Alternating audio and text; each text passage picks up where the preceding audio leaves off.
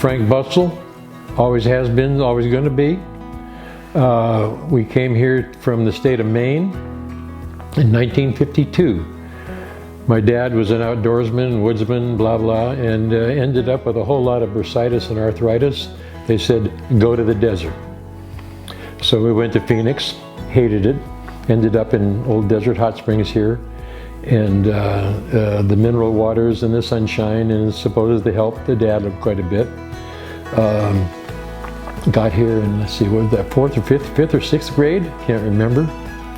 And went to grade school in Desert Hot Springs, which is now somewhere else. I guess there's a couple of them now, huh?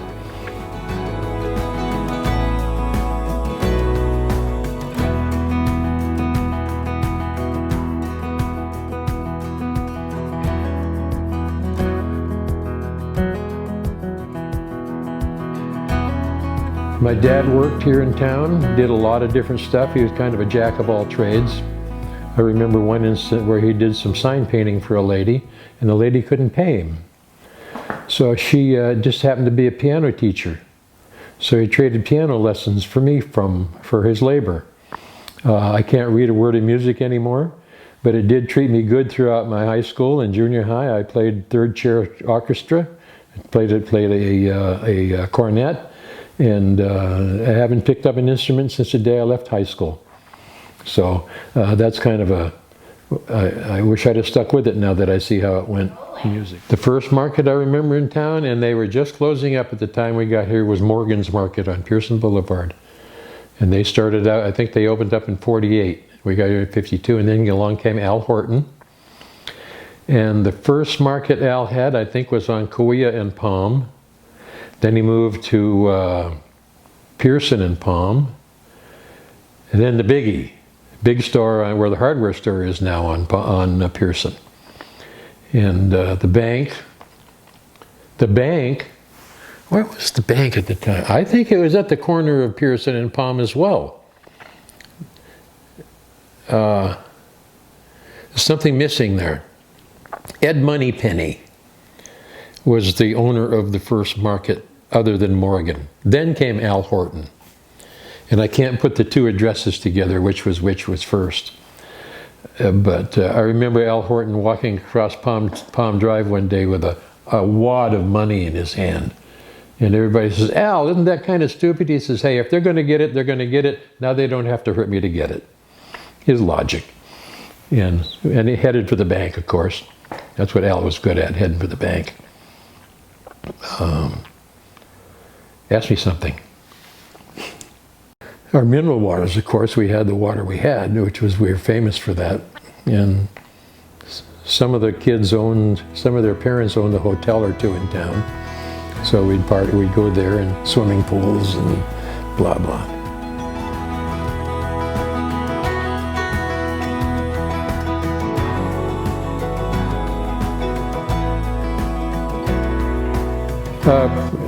Previous stories, of course, between 52 and 61, but graduated high school in 61. The contractors we worked for in town, I can remember a couple. One was called Frank Scherfy, he was a block mason, and the other was Cornelius and Lampman. They were big contractors here in this end of the valley.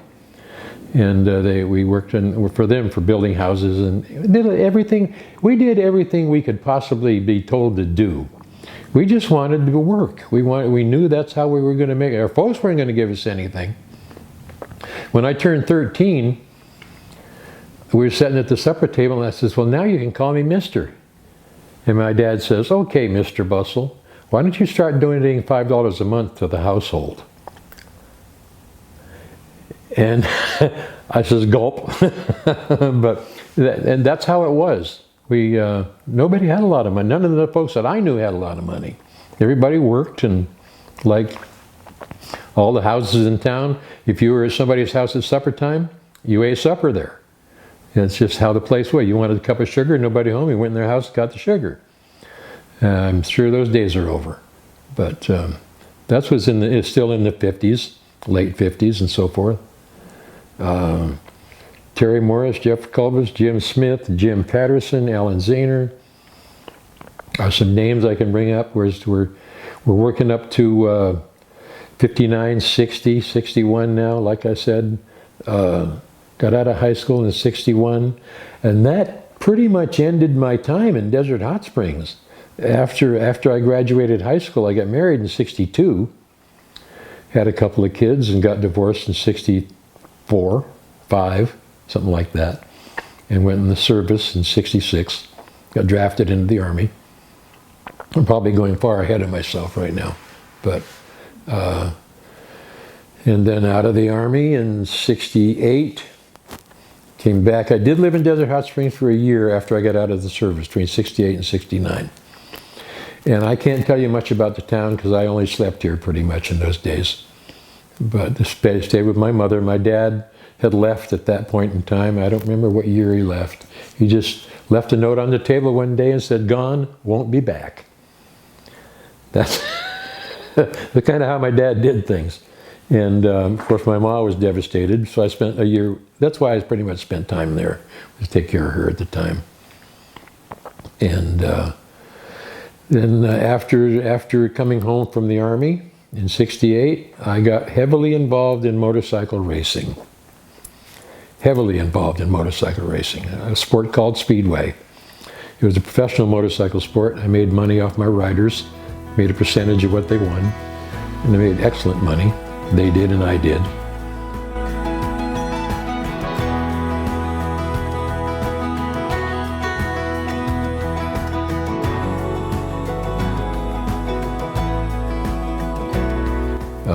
And then I can't help it, I stayed involved in motorcycles until 10 years ago. I rode 600,000 miles on street bikes, road bikes, road raced for 7 years. I'm getting personal with my own self here. Then 10 years ago, my eyes started going south. I had to quit riding. Now I build hot rods because that's four-wheel motorcycles. That's how I get my air, free air. And here we are. I sounds awful simplistic, but that's what I am.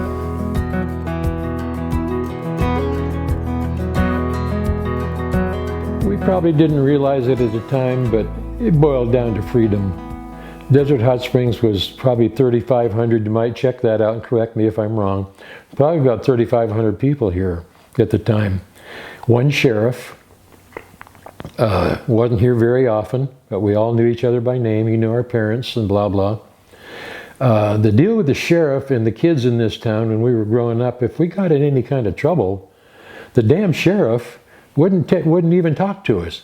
But when we got home, he had been home and talked to our parents already. And I wish that would happen today. What a good way to, you know, when Ma was standing there with the broom, we know he'd been there. And we paid for it dearly. And they didn't have to do a thing. Our parents took care of it like they're supposed to. We had the run of the town. There was probably 30 of us in town in total, boys, girls, and teenagers, and so on and so forth. We racing up and down the streets. People would complain once. We'd go to another street. There was 16 of them. And most of our fun, at least with the 4 or 5 folks that I ended up hanging around with, there was, you know, we were a little cliquey. And we're motorcycles and hot rods when we were of that age, 15, 12, 14, 16, 18.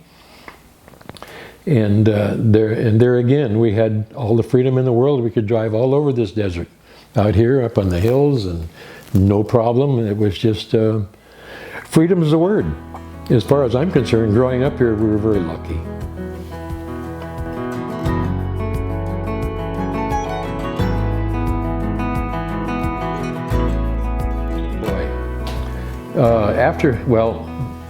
Did everything in high school here.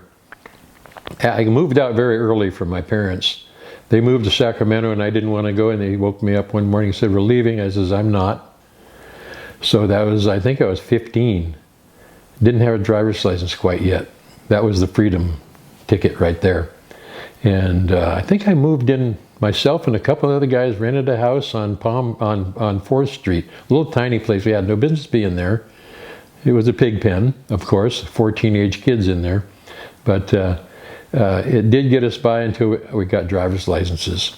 Then it was all over. We were gone. Palm Springs, of course, was our goal. We tried to put cars together that would last us through the weekend, get us across the wash and back. Didn't always succeed. Banning and Beaumont was kind of a long trip for us. But we'd go up there and race hell up. I hate to say it, but we kind of enjoyed getting in fights. I don't know what that was all about with us, but we'd go to Banning and Beaumont, get our butts kicked, or whatever. And we'd go up. That was a long trip for us to go to Banning or Beaumont. But Palm Springs and Indio was usually we'd go to Indio to the drive-in. There was 2 drive-ins in Palm Springs, very popular, passion pits we called them, and they were. And then we started going to Riverside Raceway. That became our little home. That was our private racetrack, even though it was an international raceway. That's where we spent a lot of time, at Riverside Raceway. They had drag racing, they had road racing, they had off-road racing, and we did it all and spectated it all, and so on and so forth. I gotta say, everything boiled down to motorsports with us. It's just that simple. Still, today, I'm building a new hot rod right now. Can't help it. We ended up starting to go to the beach. We'd get out of here about 4 in the afternoon after school and head for the beach. Huntington Beach, Newport, all that. There was one little hotel in Newport Beach that would rent to us, even though we were only 16 and 17. We'd go up there and check in and just go to the beach and just have a lot of fun up there. They had drive-ins, they had hamburger joints. We didn't have any here at the time, so we enjoyed that thoroughly. I remember I had a car one time that we put a motor in that wasn't supposed to be there, of course, and couldn't fit the steering box in properly. So it turned out, the reason I bring this up is because we came to a drive-in in Huntington Beach. And the steering wheel would only turn 1.5 turns to the left and 4 turns to the right. So we got stuck in a drive-in going to go around to get to the window. And just kind of a funny little incident that I don't ever forget.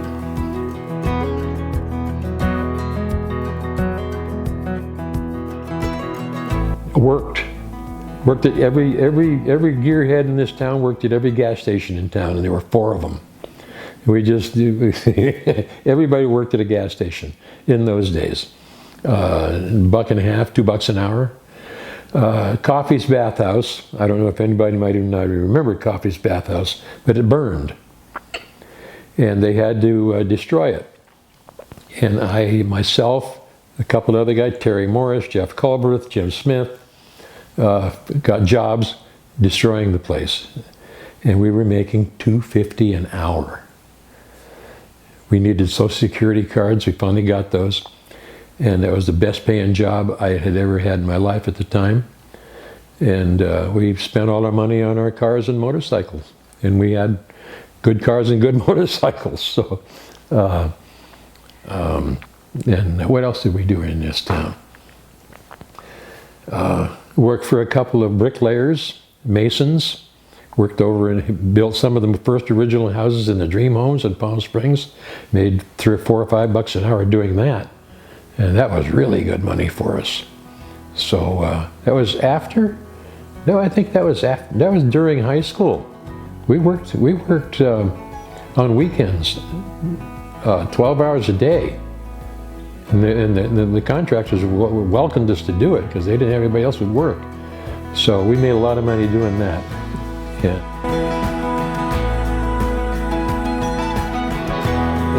Windmills, wind turbines, wind generators. They started right down the street from our house. We lived at a corner of Diablo and Dillon Road. I've lived on Dillon Road all my life almost. And at the time I was off racing motorcycles. And anyway, they started making, we went to work for the windmills. There again, made a lot of money. Made enough money to support my motorcycle racing. But over the years, they started getting really outrageous, building them big, huge ones close to our houses, noisy. We got some laws made. We went to a lot of meetings in Riverside. I got fired from my job because my boss at the windmill place was sitting here. I was sitting here. He was, I didn't like, anyway, that's how that went. But we've ended up in the last 10 years or so, windmills are now better than people. Now, we don't like them any less, but they're better than people, because that area was designated for commercial. It would have been, who knows what would have been put out there. So that's the bottom line on the windmills for us. They, as far as I'm concerned, they probably do good. They are a little messy now and then. They are a little intrusive as far as environment's concerned. But they are a source of energy, and they do raise our prices because Edison has to pay them more money for their kilowatts from any alternative energy. They pay more, so we pay a little more. But they are good for our environment to a certain extent. Yeah, we don't reap any, the windmills aren't dedicated to a neighborhood.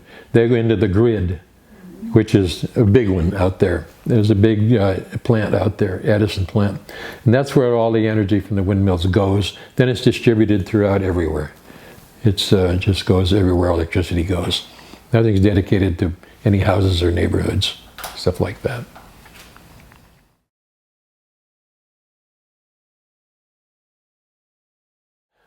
I remember the other day we were here, the gentleman was talking about Jim Haydett and Haydet's Hardware. Jim Haydett was our Cub Scout master. I'm assuming he was about 16 at the time. And then the hardware store was everybody's, I can remember the hardware store from the 50s on. And that's where I met Mark, of course, in whatever years that was, 30 years ago. And I hate to say it, I called Jim Haydett, it's been a couple of years ago. We both had knee replacements at the same time.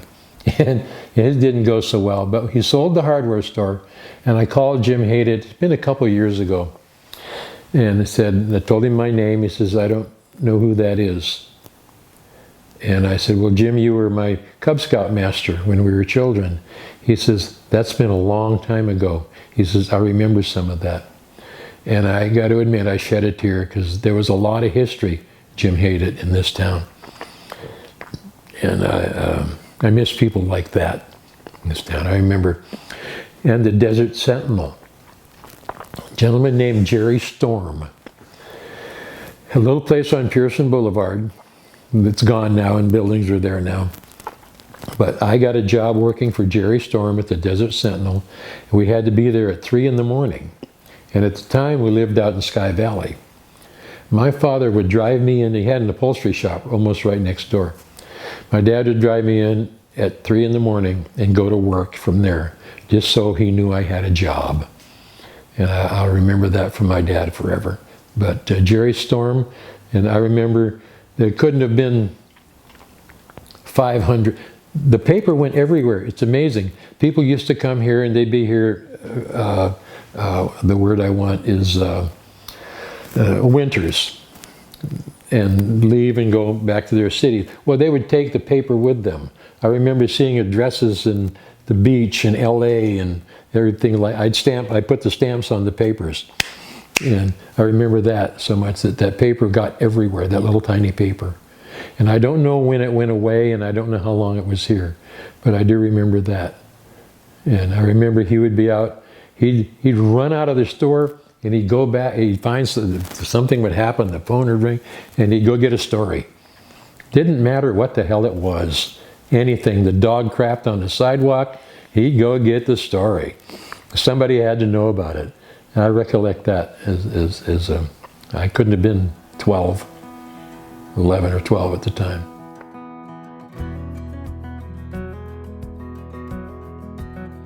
It was just my parents. That's the only family I had. Half-brothers that lived here, but we didn't get along and still don't.